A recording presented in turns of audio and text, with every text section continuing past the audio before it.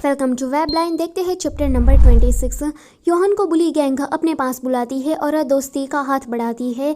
योहान तो बहुत ही ज़्यादा खुश हो जाता है कि अब तो उसके भी काफ़ी सारे स्कूल में दोस्त हो गए। पर बुली गैंग के लड़के सारे के सारे डफर थे। योहान को उसने बस अपने फ़ायदे के लिए ही बुलाया था। वो लोग कहते हैं कि एग्ज़ाम के अंदर तुम हमें चीटिंग करके पास कराने वाले हो। ये जानकर योहान को काफ़ी ज़्यादा बुरा लगता है। वो सारे लोग कहते हैं कि तुम ये काम हमारे लिए करोगे ना। योहान मना भी नहीं कर पाता। फिर तो एग्ज़ाम में चीटिंग होना स्टार्ट हो जाता है, पर योहान को इससे कोई फ़र्क नहीं पड़ रहा था क्योंकि अभी इन लोगों की चीटिंग पकड़ी नहीं गई थी। पर एक दिन टीचर को पता लग ही जाता है। वो योहान पर चिल्ला रही थी कि तुम दोनों का ऐसे एकदम सेम ही क्यों है।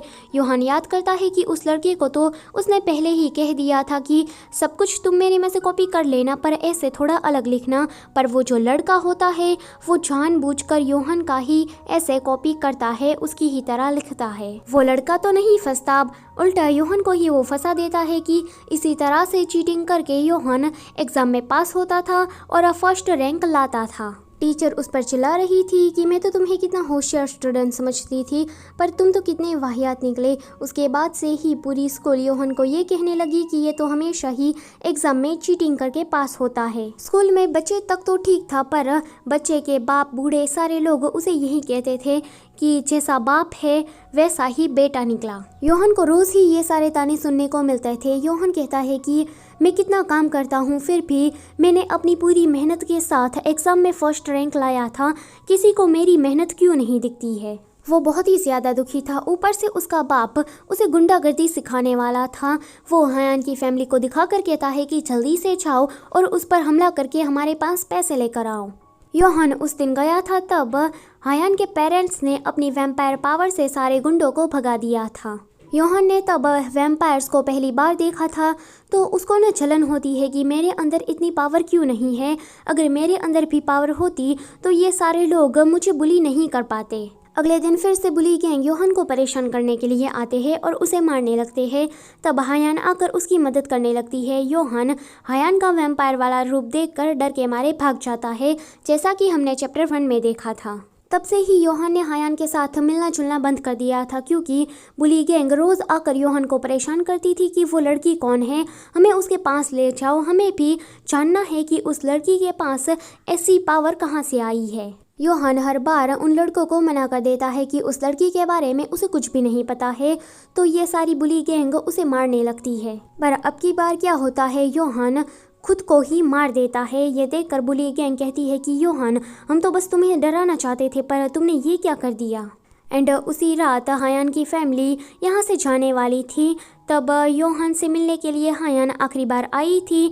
योहान का ऐसा हाल देखकर हायान रोने लगती है। अगली सुबह जब योहान उठता है तो उसके सारे घाव हील हो चुके थे, मानो जैसे उसके शरीर के अंदर एक नई ताकत आ गई हो।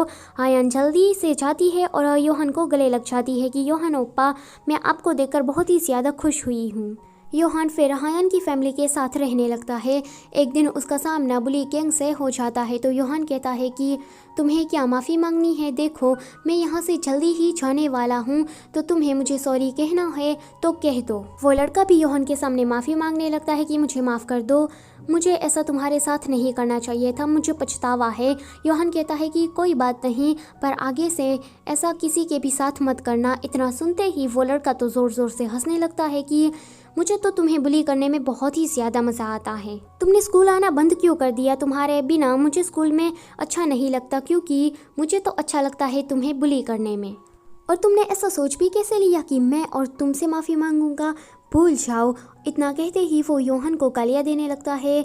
योहान भी अब कितना सहन करता। गुस्से के कारण योहान के अंदर की वैम्पायर पावर जागने लगती है और वो उन सारी बुली गैंग को मार डालता है। जब वो वापस जा रहा था तो लोगों की बातों को सुनता है, न्यूज़ को सुनता है कि किसी ने किसी को मार दिया है, कोई चोरी करके भाग गया है, किसी के पास पैसे नहीं है इसलिए वो सुसाइड करने वाला है, किसी पर तो सेक्सुअली हरेसमेंट का आरोप है, पर फिर भी वो बंदा बच गया है। उसने सिर्फ बुरी बातों को ही सुना था। तब योहान ने डिसाइड किया था कि वो इस पूरी दुनिया को ख़त्म कर देगा, क्योंकि कोई भी इंसान खुश नज़र नहीं आ रहा है। तब से ही वो इस काम में लग जाता है। हायान के पेरेंट्स को ये बात पता लग जाती है, तो वो कहते हैं कि हमें योहान को जल्दी ही दूर ले जाना होगा और उसे रोकना होगा। योहान ने ये बात पहले ही सुन ली थी। डैड जब योहान को समझाने के लिए आते हैं तो योहान उसका दिल खा जाता है और आधा प्योर ब्लड बन जाता है। जब हायान की माँ आती है तो वो उसे जलाकर मारना चाहती थी, पर तब ही योहान के अंदर फायर वाली पावर आ चुकी थी। अब वो शैतान बन चुका था। हायान भी रास्ते में उसे बेहोश पड़ी मिलती है। योहान हायान की तरफ बढ़ता है, पर हायान को देखकर उसे ये नहीं मन करता कि वो उसे मारे या फिर उसका दिल खा जाए। वो चाहता तो ऐसा कर सकता था, पर योहान ने हायान को बस ऐसे ही छोड़ दिया। बाद में उन सारे लोगों को उसने वैम्पायर बना दिया था कि वो लोग 5 साल तक ही जिंदा बचे और मर जाए।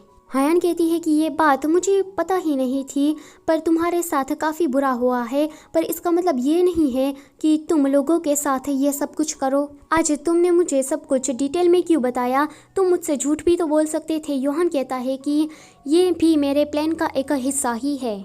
मैं इस पूरी दुनिया को ख़त्म करना चाहता हूँ, तो प्लीज़ तुम मुझे अपना दिल दे दो। हायान को उस पर बहुत ही ज़्यादा गुस्सा आता है। वो उसे मारती है। अचानक से ही योहान की ताकत बढ़ जाती है। वो हायान पर भारी होने वाला था, पर हायान जो भी युनते ने सिखाया था वो टेक्निक यूज़ करने लगती है। हायान कहती है कि जल्दी से मर जाओ क्योंकि मुझे डिटेक्टिव के पास जाना है।